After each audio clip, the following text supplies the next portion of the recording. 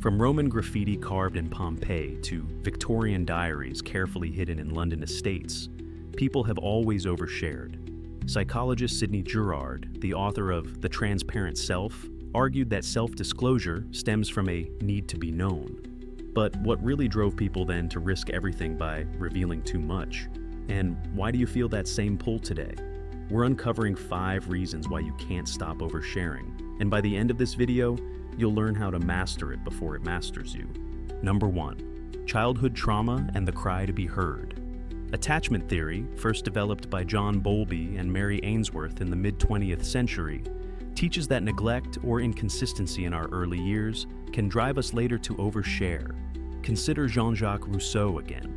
In his childhood, his mother died days after his birth, and a stern guardian raised him. He wrote, "I was unhappy, and all my little miseries turned into grand sorrows." By exposing every detail, his secret loves, his jealous rages, Rousseau shouted, "See me, acknowledge me." But was Rousseau's confessional zeal simply a cry for validation, or a way to seize control of his story before others defined him? I stayed up all night 5 years ago, drafting a private letter to an old friend and unloading long-buried hurts. The next morning, I realized I was begging, "Just let me be heard." That raw need mirrors Rousseau's own impulse, except I almost hit send before I evaluated why I was really sharing. Number 2. Anxiety. Social anxiety didn't start with smartphones. In the 18th century, Horace Walpole's letters to Horace Mann brimmed with jittery detail.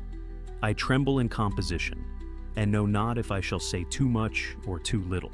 As an aristocrat and novelist, he spilled every fear, every creaking floorboard, every fluttering curtain, hoping to prove sincerity. But as biographer Robert Wilson notes in Horace Walpole, a Biography, contemporaries sometimes found him exhausting. These days, you might find yourself rehearsing every detail of an upcoming presentation to a colleague, only to ramble and leave them glazed over. Anxiety fuels that need to keep talking. The same trembling quill in Walpole's hand shows up in your jittery typing at 2 a.m. So, have you ever bared your soul in a moment of panic, only to regret it? Share what happened and how it changed others' perceptions of you in the comments below. Number 3. Emotional past as unfinished business. For some, revisiting painful memories feels like exorcism. In 1665, Margaret Cavendish, Duchess of Newcastle, penned autobiographical poetry revealing her heartbreaks and humiliations. Historian Elaine Hobby, in Women and the Romantic Imagination, argues that Cavendish's relentless self-disclosure was both therapeutic and performative, an attempt to own her narrative. If you've ever drafted a social media post recounting an old argument, thinking, "I need others to understand my side," you're following Cavendish's playbook. You're not just remembering, you're controlling how the world edits your story. Number 4. The quest for sympathy. Sympathy as currency stretches back centuries. In mid-19th century America, P.T. Barnum published lurid personal anecdotes in The Life of P.T. Barnum, knowing public pity would sell tickets. Biographer Robert Wilson explains Barnum knew the power of empathy. Today's viral influencers do the same.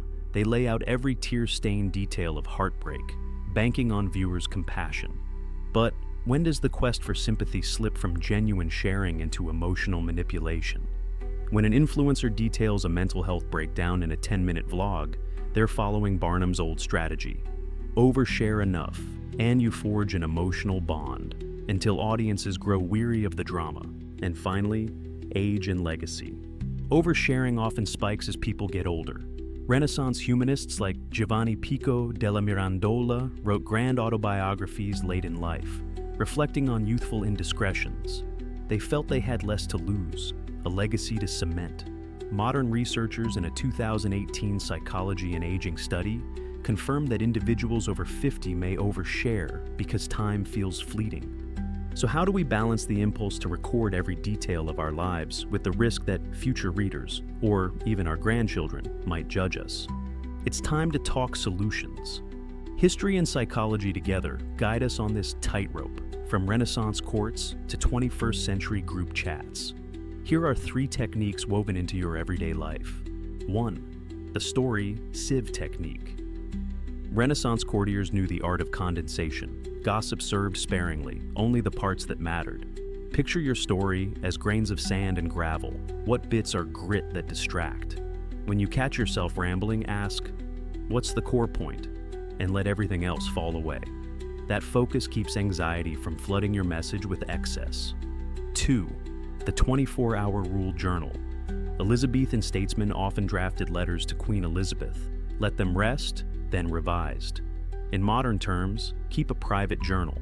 When you feel that surge to post something deeply personal, write it down, then step away for a full day. By tomorrow, most of the raw intensity fades. If it still matters, edit ruthlessly before sharing. That cooling off period saves you from impulsive regrets. 3. The one in, one out rule for group conversations. Renaissance diplomats mastered discretion by pausing to listen. Try this. After sharing one significant personal detail, resist the urge to jump back in. Ask someone else, how do you feel about that?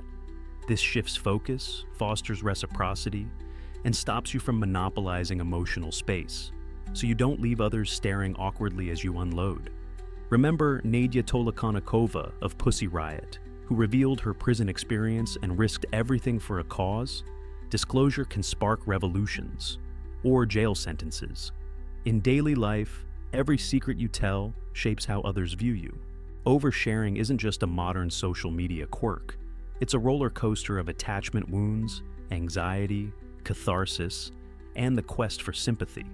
A pattern echoing from ancient Rome to Victorian London to today's Twitter feeds.